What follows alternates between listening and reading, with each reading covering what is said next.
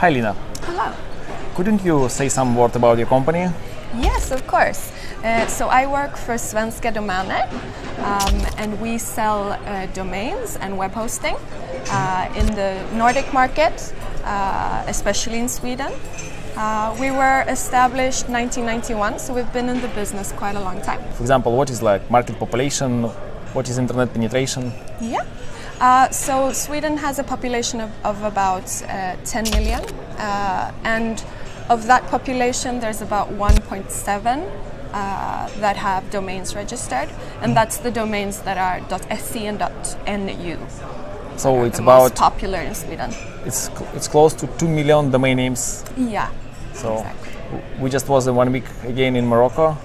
They said that they have less than 5% of businesses have domain names. Wow. So it means that like about 15% of population, on average, have their own domain names. So it's like quite developed market. It is. I think Sweden has one of the most digital spaces in the world. And the internet penetration, I think, should be about 80-90% or something. I think it's more than that. It's like 95% or something like that. So it's quite a lot. I think just my opinion, who is that person who do not use internet?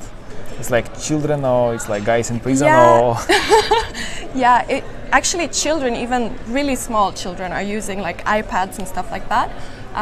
But also there's an older population that don't have the same access to internet. Or if we talk about hosting prices, I know hosting price in Sweden is a little bit bigger than in markets in Europe. Yeah. As I saw in Europe, it's natural. For example, in France, I don't know, in Germany, when the hosting costs $2 euros per month. Yeah. In Sweden, it's much bigger prices. It is. So our average price is around 500 crowns. So yeah. And if you have such statistics, for example, how many domain names has one user? For example, you have, I don't know, for example, 20,000 shared hosting and then 100,000 domain names. So it's like, what is like average? The average, I would say, is 1 to 2, so 1.5 to be exact, but that's the normal. It means that a typical company prefer .se domain name and then sometimes buy something on top. Yeah, I would say so. And when I talked like to the other guys, like, and from people like from different industries, I understood that in Sweden people prefer more quality than a good price. Yes? Yes and no. I mean, price is still important, I would say, but the difficult thing with our services is that they're so complex. So it's a struggle to communicate what quality actually is on this market. But of course, they trust somehow. There's a culture of trust in Sweden, so they trust that a company that are official registrars will have a good quality of service, but still the price is important as well. And as I see and as I look around, everybody speaks Swedish, so it means that support also should be 99% in Swedish. Yes? Yeah, definitely. If guys from Denmark or from Norway writes to you, they ask question in English or in their own language, or how it's? I would say often they start maybe in their language, but somewhere we'll see if we understand each other or not, and switch over to English. But it kind of depends on where in the countries you're from. Some parts are more close to Swedish and some are not. And as you have only one time zone in your country, what is your support? Do you provide 24/7 support, and do people require it? Or? No, actually we have office hours, and that's kind of the standard in Sweden. And it's enough, really. Yeah, we kind of, as a culture, we stick to hours, so the office hours. So it's fine for us. In my experience, that countries that have only one time zone, they typically support only during working hours. Yeah. It's not the rule, but it's like, for my opinion, tendency. Yeah. In countries like Russia or companies who work globally, it naturally that they have like to support guys in France, then in Canada, then in China, so they have 24/7. They have more of that need, I but as a like average salary, I think in the market is much bigger than in Europe. I think that if customers do not need 24/7. So yeah. So it's like point of view. So every company has their own culture. Absolutely, yeah. Do you have some specific payment gateways for Sweden, and maybe what kind of payments people use there? It's PayPal, credit cards, or something else? PayPal is not that big, although credit cards and different payment solutions that are in one company, like there's a very popular company called Klarna, that give you different payment options within the same package. It's like aggregator of different payments. And it's very easy and accessible, and a lot of our customers have it. So that's one that's used. We also use Dibs, PayX, SvenskaDomaner.se are other quite big ones. And do you feel like that popularity of website builders are growing up? That like site builders advertise there, and companies like you or others use website builders? Absolutely, it is really growing. I think more and more today people choose to make their own websites, or companies choose to make their own websites instead of putting it on like a web developer or a bureau. They see the usability in some of the applications that are out there, and also save the time of not going through another part. So that is actually really growing. So, and about data center, as you're located in north, like Nordic country, you use, maybe not exactly you, but many data centers use your like cold air and also cold water, helping cooling data centers. So it's really cool that they can use the cold air from sent from the mountains and pipes to cool the data centers. Yeah. And as I understood, so people moving the data from homes to clouds. Yeah. So it's be more protected, more safe, more faster. Yeah, and also putting the trust into companies that really understand the services. To store your data in a place that's safe and secure. So more and more people are going from having their own servers to storing them. As I visit many countries have their specific laws. For example, in Belarus, people should host in Belarus. In Russia, personal data should be in Russia. Yeah. Do you have some specific rules or laws for Sweden market? Yes, there are some rules, and they apply to some companies, but in general, companies prefer to have their hosting locally because of the access of speed and the support, being able to have support in their own language. Swedish is quite a small language, so yeah. Of course, because its latency to other countries may be a little bit bigger, so of course, logically that they would like to store data here. Yeah. And maybe, my opinion, Swedish person would like to have Swedish support. Yeah, so it's like absolutely. So the reason why they host here. And other question, do you feel like some aggressive world brands coming here and advertising here a lot?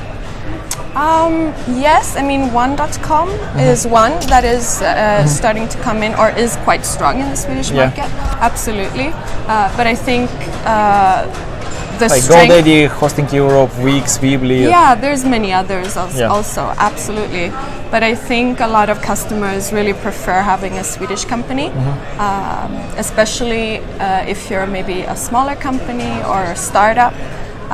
Then we offer services that cater directly to them, and we're there are some markets where they do not advertise. Yeah. And there are markets when they start advertisement. It means that in Sweden they start pushing their money on marketing. Yeah. But as I see, like in global statistics, they're like hidden right now. Yeah. So like, if I go to like India, I see like on the exhibitions GoDaddy, HostGator, and a lot of things like that. Here, like they not exist. Something that's like closed ecosystem where like Swedish hosting company compete with each other, but providing good quality service for Swedish people. So and not I think without it's a question of trust as well, and knowing that the provider that you choose, if you choose a Swedish provider, know our market very well. and the kind of requirements that we have here. Many companies, and they are typically, there are gigs companies, there are sales companies, and gigs companies, they are really so technical, and they do technical things, and nobody care about that. Yeah. So as I said from Aleksandar, you have like continuous delivery platform when you can like extend the quantity of servers without shutting down it, and you can like extend quantity of customers without stopping services. Yeah. So my question to you, is it helping for you in marketing? Do people prefer that, or maybe do people evaluate that? Do they like it? Yeah, it's a question really about being able to communicate what that means for the end user or the customer. So Alex talks about something called software-defined storage. But for the end user, it really just means that it's scalable. So as your company grows, you can also grow with it. Our technology platform ensures that you can, without actually stopping any of the sites or the business, be able to grow to more users or whatever you need. Do people love it, or is like, do it help it in marketing, or somehow? For example, some people have their own very strong IT infrastructure, but end customer don't care. So in your case, I would say when we are able to communicate it, it's a very good selling point, absolutely, because it's safe. It makes sure that your business will be running smoothly throughout your time, and as you're growing, you'll get into things where you might need things you didn't need before, and whenever that happens, our technology ensures that we can upgrade you to that without actually stopping your services. With our product, we typically were stopping advertising for 1 or 2 months because we need to switch to bigger servers, and it was a big issue for us. That's a very common issue, but we've put this platform in place just to make sure that that doesn't happen, because that can really be devastating to a company's with our product, we typically grow till the limit of server, and our provider was unable to provide bigger server. Yeah. And we need to move somewhere else, but we need to stop servers.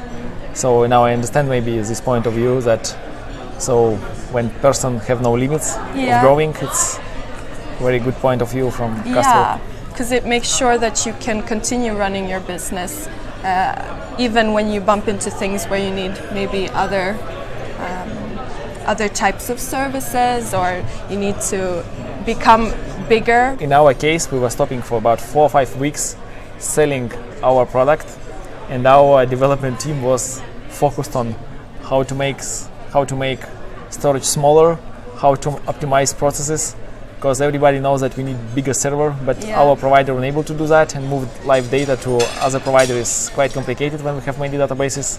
So now I understand like a big benefit of this technical thing, that maybe each customer will not follow it, but in the long term it will be like maybe other question about your big fails, if you can share some of them. For example, our audience is many shared hosting, and everybody, I can make mistake. What is like your point of view to mistakes? Maybe can you share your maybe biggest mistakes that you remember in the company? I would say that maybe we learned the hard way the importance of communicating the different requirements of or more the policies within a service that we sell, and how that can change over time, because our product life cycles are quite long. So being really clear with communicating when renewals are done, so that the customer actually knows when they get an invoice from us, what am I paying for and why did this come, and that type of thing.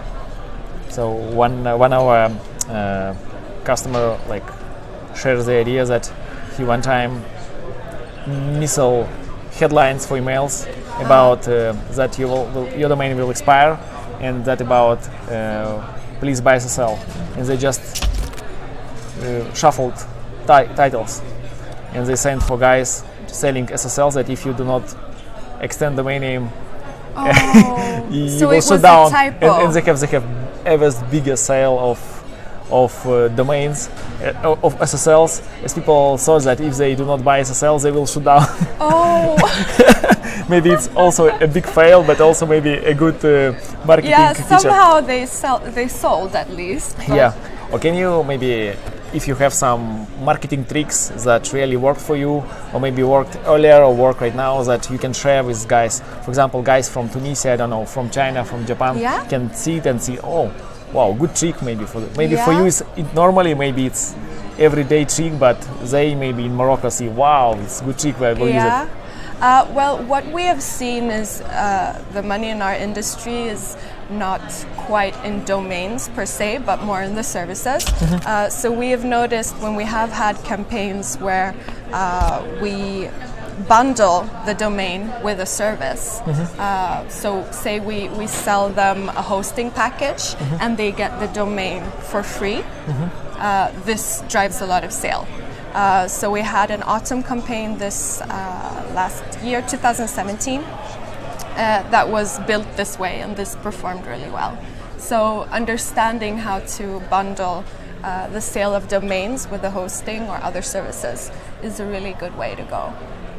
Okay, thank you. So people would like to buy Value, and Value is full service domain plus SSL plus hosting, not only buy separately. So people prefer packages. So. Yeah, or they get the feeling also that they're given something. So that's always a good thing, like if they get a domain when they buy another package. Thank you, Lina, for the interview. Thank you. Thank you for having me.